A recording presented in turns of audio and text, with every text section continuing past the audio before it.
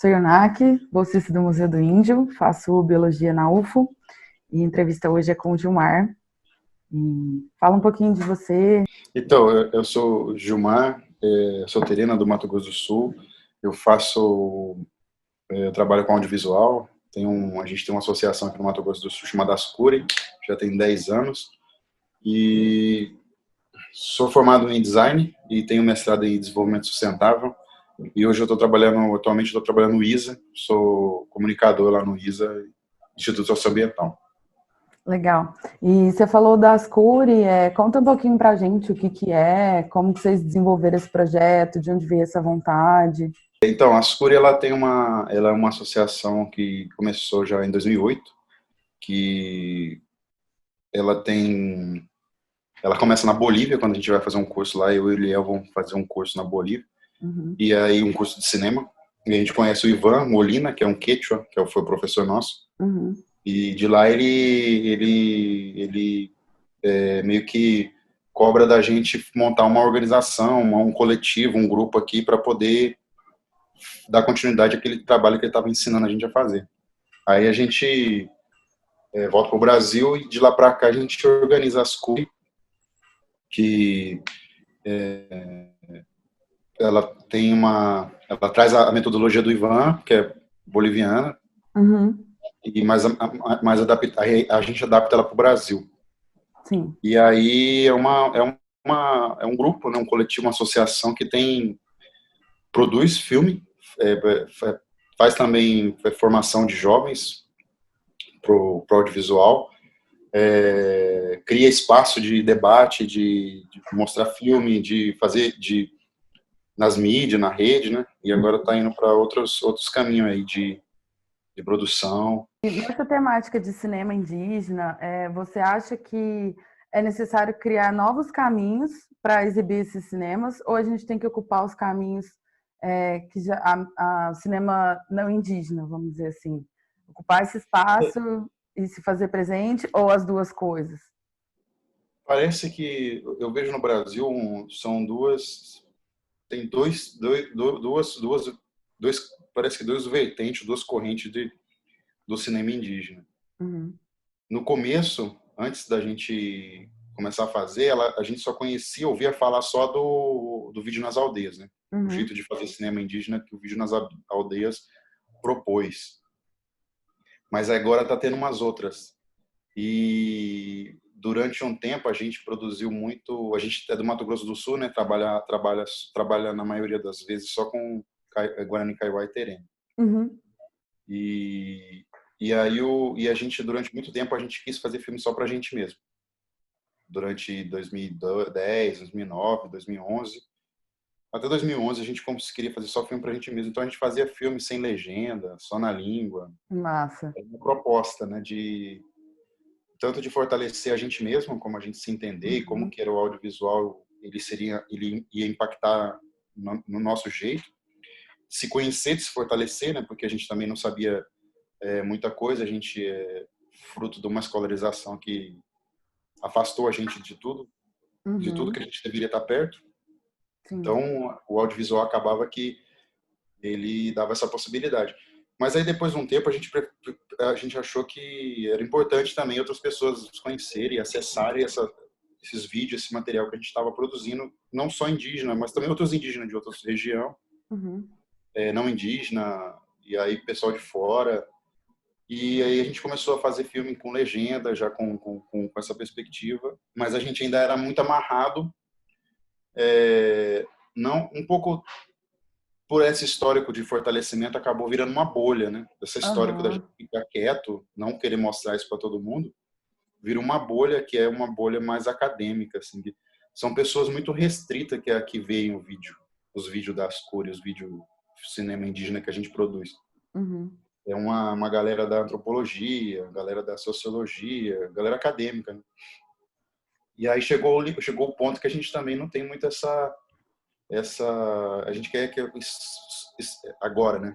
Quer meio que estourar essa bolha para acessar outras pessoas, outras comunidades, outros jeitos de ver o mundo. E aí quando a gente chega agora nessa fase, isso depois de 10 anos, que é essa fase que a gente está querendo de se expandir, de mostrar o cinema como a gente faz, a gente se deparou com outro cinema indígena que está sendo produzido no Brasil, que é um cinema de reconhecimento de identidade. Que é ainda a gente fez filme entre a gente mesmo durante muito tempo, e agora a gente quer fazer filme com outras pessoas, não só com galera indígena, não só com brasileiro, não só com, sabe, assim, quer tipo, chegar na Dinamarca, fazer filme com uma galera, sei lá, Sami, Viking, sei lá, legal, interessante. aborígene, outros tipos de gente também, japonês, sabe, tudo assim. E a gente encontra agora um cinema indígena no Brasil com a perspectiva de que ainda quer reforçar aquele 100% indígena para indígena e tal. E que é uma coisa assim que parece, para mim, é uma insistência no modelo que o próprio branco criou, que é a monocultura. Né? Sim. É tudo daquela mesma cor, daquele mesmo jeito, 100% daquele jeito mesmo, igual a soja, né? E a soja e o milho, essas canas, essas coisas, essas monoculturas elas já mostraram que não funciona, assim, que é fraco, né? Que precisa de muita grana, muito fertilizante, muito veneno para se manter. Sim. Mas eu vejo isso, que tem essa galera que está nessa necessidade de buscar esse caminho e está indo, tem produção de cinema nesse sentido, mas a gente, aqui no Mato Grosso do Sul, como Ascuri e como esse cinema latino-americano que a gente aprendeu, a gente acha que tem que ir mais aí para longe mesmo e ampliar as pessoas e diversificar e trazer outros olhares e dialogar com outros olhares, porque nesse mundo que a gente vê que está caminhando como a sociedade vem achando que está conduzindo da maneira certa, ou nem tanto acha, está em crise, né, cara? Então, a gente acredita que o cinema pode contribuir em alguma coisa nesses olhares, né, nesse jeito de ver o mundo, e se isolar e querer... Eu vejo hoje no Brasil uns negócios muito esquisitos, cara, que é umas necessidades tipo de ter só um tipo, sabe, de coisa, assim. Tipo, parece aquele lá enlatadinho, assim, esse filme é produzido só por negros, não sei o que, da comunidade e tal, ou esse aqui é só mulher, não sei o que, não sei o que. Vai E, cara, encaixotando todas as coisas, né? Acaba que... parece que as pessoas não conseguem se dar, cara, não conseguem tem que ser tudo exclusivo, monocultura e monossilábico. Um monopólio. Cara, isso aí não sei. Tá indo aí, estão tentando aí, vamos ver. É assim mesmo. E nessa pegada desse cinema mais para chegar para outras pessoas não indígenas, outras etnias indígenas, vocês fizeram o Kipaé Xoti e o Jacaíra, né?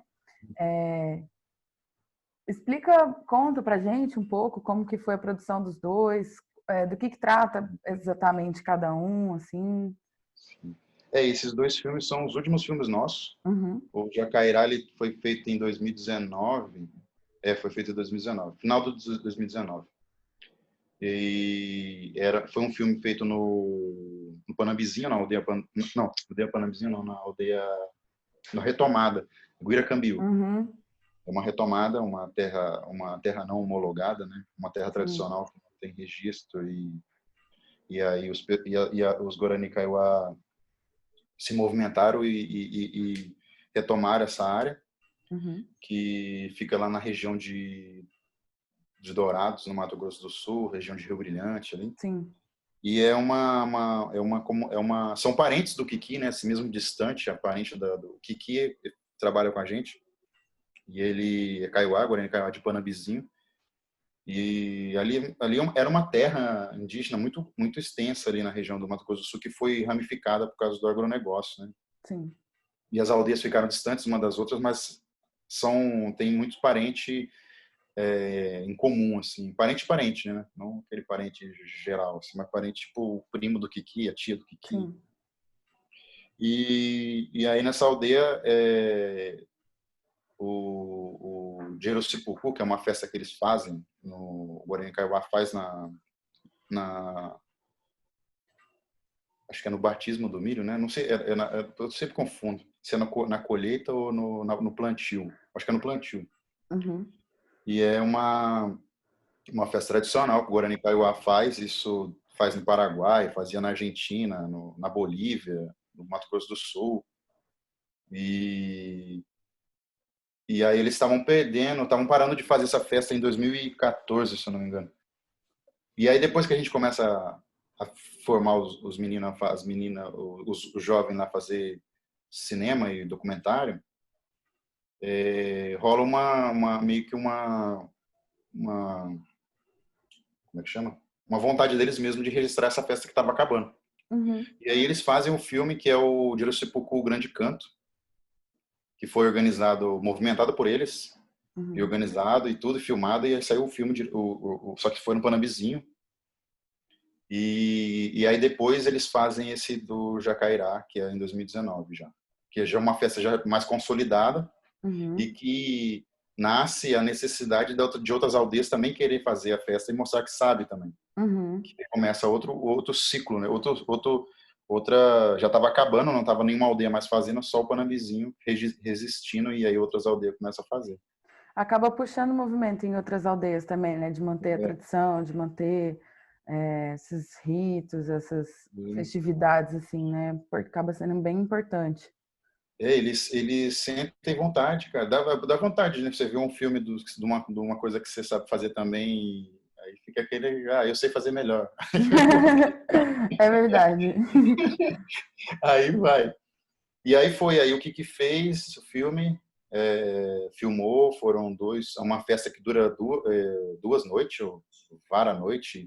A reza final é na aurora ali, né? Na hora que o sol tá nascendo. Sim. E aí ela termina ali, mas ainda continua no outro dia com outras coisas. Mas é uma festa muito, muito legal, muito forte, que mostra muita força. É muito legal participar. E aí eles filmaram, e no dia que eu fui filmar, eu caí de moto e machuquei a perna e fiquei lá só deitado na rede. Nossa. Mas aí eu ajudei, ele editou, eu só fiz uma ajeitadinha no finalzinho, só para... E só.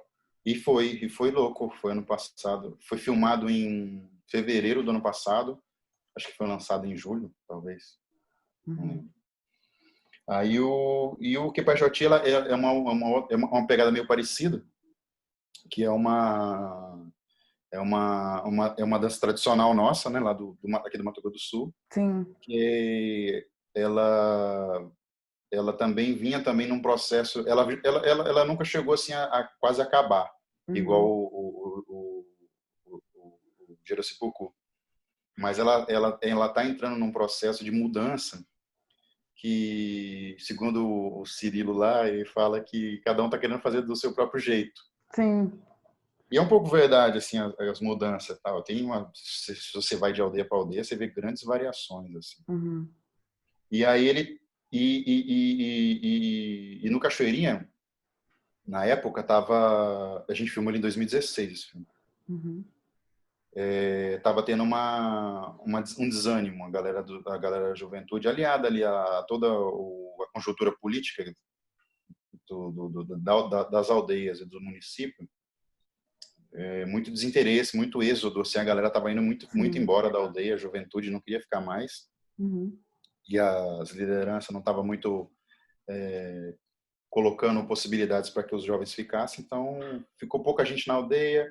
Aí morreu o tio Maurício lá, que era uma figura muito foda lá no Cachoeirinha, intelectual. E aí todo mundo leva um choque quando ele morre, assim, fala, pô, o tio Maurício morreu e não vai ter ninguém assim igual ele mais, né? Ele sabia muito. Sim. A gente tem um filme com ele em 2010 sobre uma dança do cavalinho, que era uma dança que acontecia lá também. Tem no YouTube também. E aí dá aquele baque, aí o Cirilo, que é um cacique da dança, que ele é o liderança da dança, ele que organiza os jovens, aí ele fala assim, não, vamos fazer de novo, vamos mexer, não, vamos fazer uma festa aí. Aí no dia de 2016 eles chamam a gente para filmar essa dança. E aí a gente pega esse material, filma o dia inteiro, teve até o batismo, né, um batismo de criança, que é uma coisa que pouca gente viu, pouco Terena viu. Eu nunca tinha visto. E acontece assim, no meio da dança, a criança ganha o nome, né? Sim. E isso aí é uma passagem, né, cara? Isso aí quase ninguém, não tem nada escrito sobre isso. E é uma coisa que aconteceu, né? Que acontecia. E aí a gente filma, só que quando a gente filmou, levou para casa, tinha 2 horas de material filmado. E a gente olhava aquele material e não conseguia enxergar um filme reduzido, porque era uma coisa muito boa, assim, muito grande, muito que não dá, a gente não tinha vontade de cortar. Sim. Então a gente fez um filme bruto de 2 horas e esse filme ficou correndo no celular da galera na aldeia e ficou durante 4 anos e a gente achava que estava feito e tá massa. E é isso mesmo. Só que aí quando vem a pandemia, e aí eu mudo para Brasília, eu fui para Brasília, e aí levei meus HD e tudo, aí eu tô lá montando minha ilha de edição em Brasília, e começo a mexer nos HD, desocupar, tentar Uhum. organizar tudo, aí eu olho aquele material, cara, e eu falo, cara, olha esse material, cara. Acho que era a hora de ter um filme. Já passou 4 anos, e mudou muita coisa, a dança continuou, tal, não teve essa coisa de querer acabar, mas o Cirilo já tá bem mais velho Sim. e a galera tá com outra cabeça, eu também tinha outra cabeça, na época era mais novo. E aí a gente começa a cortar e ligar um pro outro, olha isso, tal, isso aqui. Aí como já tava naquela onda de WhatsApp, de live, de ligação por internet, Uhum.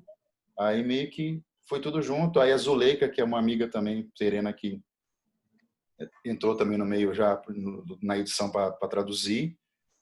A gente se falava muito, se falava de madrugada e gravava no WhatsApp o áudio no computador, Uhum. mandava, né, para ela, assim, tipo, picadinho, aí ela Ai, só ia respondendo. E aí foi outra prática, aí até sair o filme, aí saiu aquele filme. E é um filme, os dois filmes são dois momentos muito, que foi tipo um amadurecimento de 10 anos para que a coisa conseguir chegar nesses dois materiais que é tipo tem muito espírito, ele tem muita força, é. muita energia de lugares que as pessoas conhecem muito pouco. É. Sabe, Muita assim, riqueza de cultural e que a espiritual, galera assim. que a galera acha, Guarani Kaiowá só enche o saco lá no Mato Grosso do Sul. O Terena lá não quer também, não quer saber de nada. Aí de repente passa, bota duas situações ali que tipo ninguém sabia que existia, nem a própria Sim. região ali. Aí é bom, isso é legal. Na língua, né, cara? Tudo na língua. Uhum. Isso é bom demais. É A mais ou questão, menos. a questão de ser na língua é muito, muito impactante, assim, porque a gente pensa a maioria das vezes que a língua está morta, que não se fala Sim. mais, que só os mais velhos falam e tudo. Então, ver esse material na língua é uma coisa muito assim, nossa, estamos aqui ainda, sabe? Uma coisa, não É. sei, para mim, pelo menos, foi muito forte, assim, muito Não, interessante. ouvir, né, cara? Ouvir a língua é um negócio muito, muito, muito diferente. Se você traz isso em mais filmes, em mais produções, em mais materiais, esse exercício de estar ouvindo Uhum. a língua, é uma coisa que é fundamental para o fortalecimento dela, né? Sim, Além de levar esses filmes, o território onde é falado a língua, ele se expande muito quando um filme chega em outro lugar uhum. com essa tradição oral, com essa raiz, né, da Sim, língua. Então, isso é uma coisa que o Ivan tinha ensinado para a gente na Bolívia, que o filme na língua ele amplia suas fronteiras para além do seu território físico, né? sim. Quando a gente passou um filme nosso lá numa mostra no Alasca, em Fairbanks, sabe o Fairbanks do McAllister, Na Natureza Selvagem, onde ele morreu, Sim, no sim, ônibus lá? sei. Essa última cidadezinha antes que ele foi chama Fairbanks. Antes Aham, dele, o ônibus. sim. E aí fizeram uma mostra de cinema lá e passou dois filmes nossos lá na língua, um Terena e um Legal. Guarani. E ali foi, cara, foi ano 2017, eu acho. Fez todo sentido quando é um lugar que a gente não sabe nem que língua que fala. Fala inglês lá no Alasca? Nem sei o que fala. Eu acho que sim, eu também não sei, mas eu acho que é em E inglês, outros sim. índios, né? Outros índios, outros povos. E de repente, pá, um filme daqui passa lá. Aí eu falei, pô, realmente foi além da que a gente esperava. E a gente quer mais isso. Quer chegar em Massa. outros lugares. A gente lá tem ainda essa coisa, né, a Bolívia, ela ensinou muito pra gente uma coisa de identidade muito diferente do que a gente vê aqui no Brasil ainda. No Brasil ainda, algumas situações que a sociedade ainda não, parece que não aceita o índio como ele é, ou como ele se afirma, Uhum. e a gente parece que vive um tempo todo tentando se reafirmar para essa sociedade. Sim. Na Bolívia, parece que já passou, sabe, essa discussão. Ninguém está discutindo quem não é, que é A, que é B, que é C. Uhum. É um universo meio plurinacional, assim, sabe? Assim, que se aceita como nação, como povo. Sim. E aqui a galera não sabe nem o que é a diferença de povo, assim, a sociedade geral mesmo. Sim. Povo, etnia, tribo, qual que é outro que eles falam? Cara, você conversa com uma pessoa normal, assim, da padaria aqui, de qualquer lugar, cara, as pessoas não sabem nem Não ler, tenho a não menor sabem o que ideia. é. Para eles é tudo a mesma coisa. E ainda você vê essa coisa que não foi para frente nem para trás, sabe? Assim, é um negócio que, cara, pô, já estamos 2020, a gente já deveria ter, porra, igual na América Latina, assim, um reconhecimento de que somos povos, né? Somos isso, temos Uhum. isso. Mas a gente e aí você vê ainda teve uns meninos perdidos também, né? Na própria movimento também tá indo aí. É. Mas é isso aí. E você acha que essa forma, cinema indígena, assim, de uma forma geral, dessas duas vertentes que você explicou pra gente, você acha que é uma nova oralidade? Um novo jeito de manter cultura e tradição e difundir isso para as pessoas? Ou você acha que a oralidade ela vai continuar do jeito que ela sempre foi e isso é uma ferramenta só para mostrar? Eu acho que o audiovisual ele é só um veículo, né? Uma plataforma, Uhum. né? O jeito e ela é uma. Eu percebo que ela é uma plataforma com adaptações. Ela não é a câmera e a ilha de edição simplesmente Uhum. copiada assim, do que é o modelo. Ou um pouco, eu vejo mais pelo que a gente faz, assim, não que isso seja o generalizado assim para o conceito de cinema indígena como é no Brasil mesmo. Uhum. Eu acho que ainda tem muito parente fazendo coisa igual ao ao que aprendeu, né? Não sei. A Sim. própria, a própria, o próprio jeito de fazer cinema do vídeo nas aldeias, ele traz um pouco desses elementos, né? Da época do Jean Rouch, do cine documentário lá da câmera filma tudo, depois edita e põe a legenda lá do jeito que é na final Sim. e um voice in off do jeito explicando o filme, tipo a voz de Deus, né? Uhum. Então eu vejo ainda muita gente ainda que aprendeu dessa forma e infelizmente acha que só existe essa forma, né? Sim. Do jeito da televisão, do jeito que é o Jean Rouch já é uma coisa diferente da televisão, né? A televisão já é uma linguagem que a gente conhece bem. Sim. Mas o cinema documentário do Jean Rouch e o Vincent e o Vigilante Aldeia atrás é uma coisa que a gente não conhece, mas também já é uma coisa que já é ainda colonizador, sabe? É um jeito de filmar as imagens como exotização e uma voz off explicando tipo o que você precisa entender a partir do meu ponto de vista, de que eu sei e você não sabe e eles não falam, tipo, Uhum. sabe? É um pouco Sim. essa o que a gente pensa é que o nosso jeito de contar a história, ele a narrativa, né, o tempo da história, ele tem a câmera, ela meio que às vezes capta intencionalmente, às vezes capta inconscientemente, Uhum. que é por exemplo, o rezador, quando você pergunta alguma coisa para ele, rezador Guarani Kaiowá, o rezador Terena, ele explica uma história, às vezes essa história que não tem fim. Por exemplo, o Kiki fala, uma vez, a gente foi filmar, falei, Kiki, vamos falar para ele falar uma história não sei se era da Lua, alguma coisa assim. será que o realizador fala se a gente pegar a câmera e fizer um filme com ele? Ele falou assim, não, ele fala sim, fala de boa, tranquilo. Só que essa história não acabou. Essa história, ele não vai acabar o cartão de memória e ele não vai terminar, porque essa história não acabou ainda. Você entendeu? Uhum. E ela, não tem começo, meio e fim, não tem ponto de giro, não tem a jornada do herói, que são as narrativas que o cinema conhece e reproduz, né? Então, quando a gente faz um filme, usa a câmera de um ponto de vista que já é um pouco diferente, o tempo de plano, essas coisas já vai mudando. Na edição também, os cortes, o tempo, a própria língua, tudo é uma coisa que vai se formando numa outra vertente. Uhum. Que não deixa de ser, não é uma coisa usa as ferramentas, as plataformas para levar além essa voz, mas essa voz vem com a sua peculiaridade, esse jeito de ver vem com a sua peculiaridade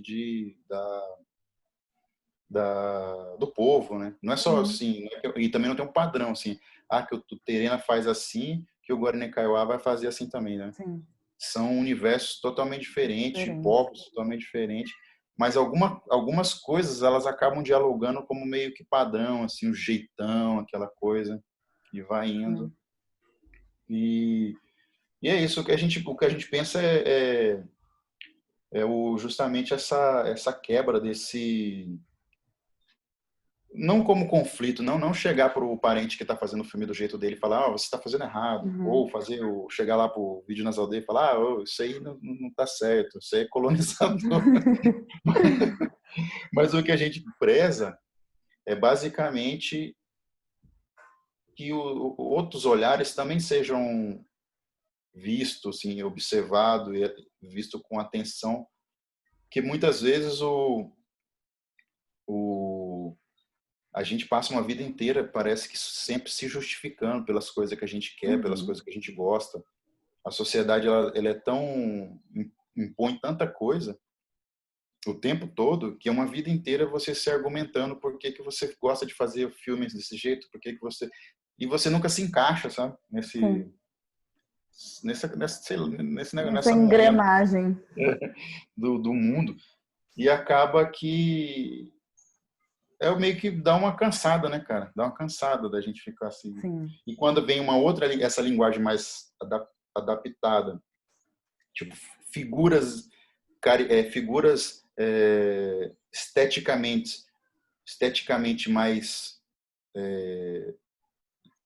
aliadas com o que se aprendeu na escola, sabe? Assim, do que é o voltado essa linguagem mais mastigadinha, essa coisa mais explicadinha, com começo, meio e fim. Essa coisa é aceitável mais fácil pela sociedade, mas não é bem assim que as coisas funcionam, né? Que as coisas são.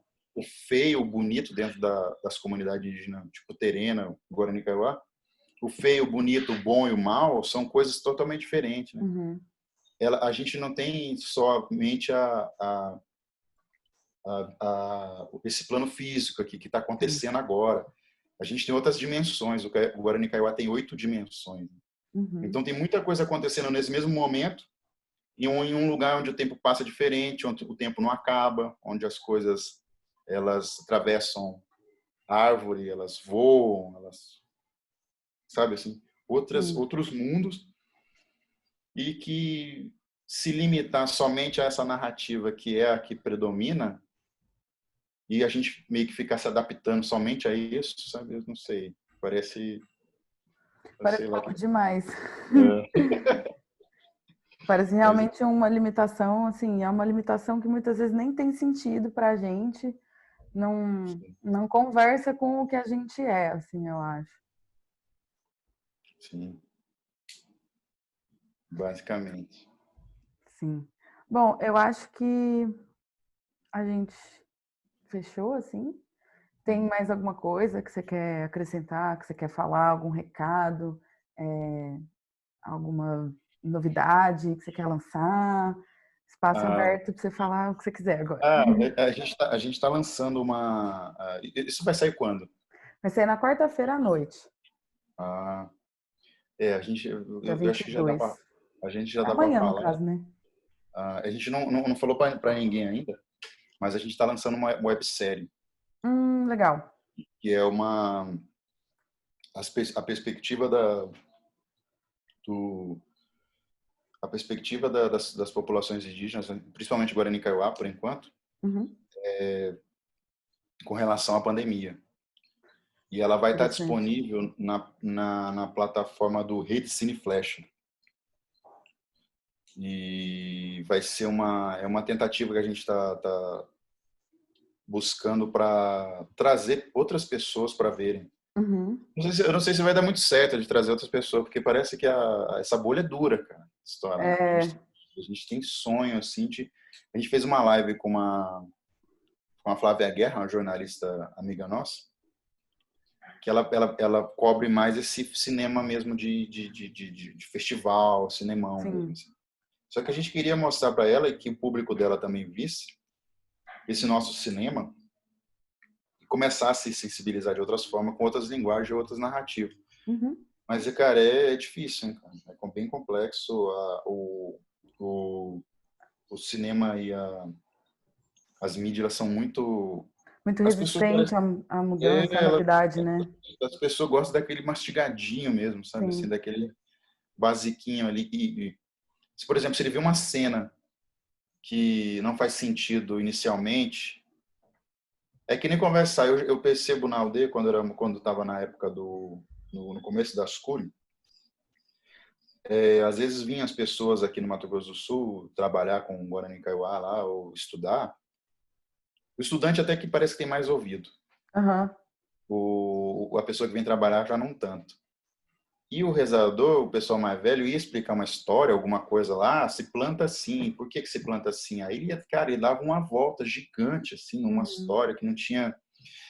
A princípio, não fazia tanto sentido se você ouvisse com aquele ouvido seco, assim, sabe? Assim, que você quer logo assim, A mais B, pá, igual a B, sabe? Essas coisas assim.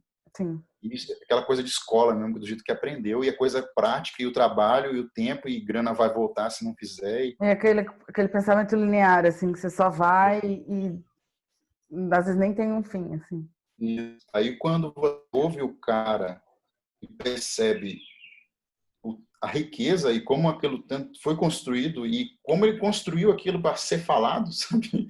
Sim. É um negócio muito legal, assim. As pessoas, eu acho que tinha que ouvir e ver esses filmes. E essa é uma tentativa, mais uma tentativa. A gente já está tentando isso já tem um tempo. Mas é complexo. Quando ainda vem aquela linguagem tradicional, ela ainda aprende mais, ela acessa muito mais gente. Tipo, aquele filme lá, o Ex-Pajé, aquele outro do Abraço da Serpente, o próprio do Vansan lá, como é que chama? Nas Aldeias? Do Guarani Kaiowá, o Martírio. Sim. Então, quando tem esses elementos, eles acabam acessando mais gente, comovendo mais gente, enganjando mais gente naquilo.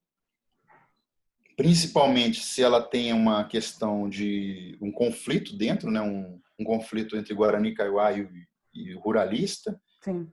Se tem sofrimento, se tem dor, se tem defunto, essas coisas elas comovem, acessam e propagam muito mais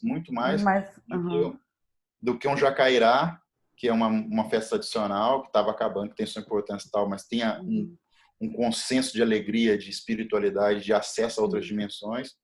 O que Paixoti, que também é uma manifestação, que tem toda uma riqueza cultural na língua e tal.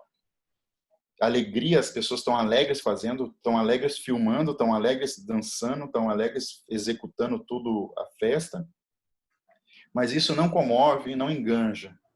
Precisa ter esses elementos desse cinema, dessa narrativa, desse documentário televisivo, dessas questões opressoras, essa coisa ruim, essa coisa pesada.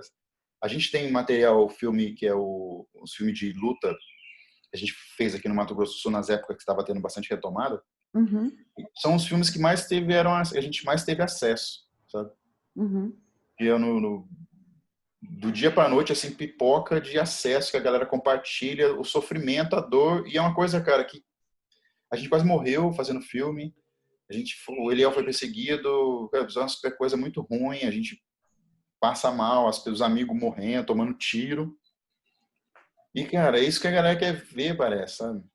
E se você sai desse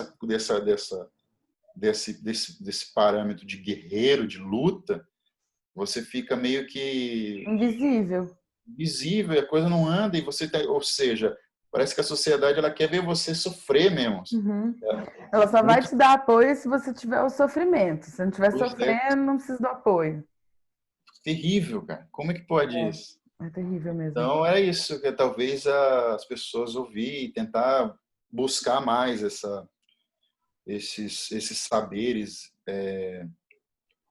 A gente não tem, a escolha não tem muito essa perspectiva de querer fazer, se prender somente a um cinema purista, tipo 100% indígena, que tal. A gente já fez isso, a gente não está em crise, sabe, assim, existencial, mas já passamos, sabe, assim.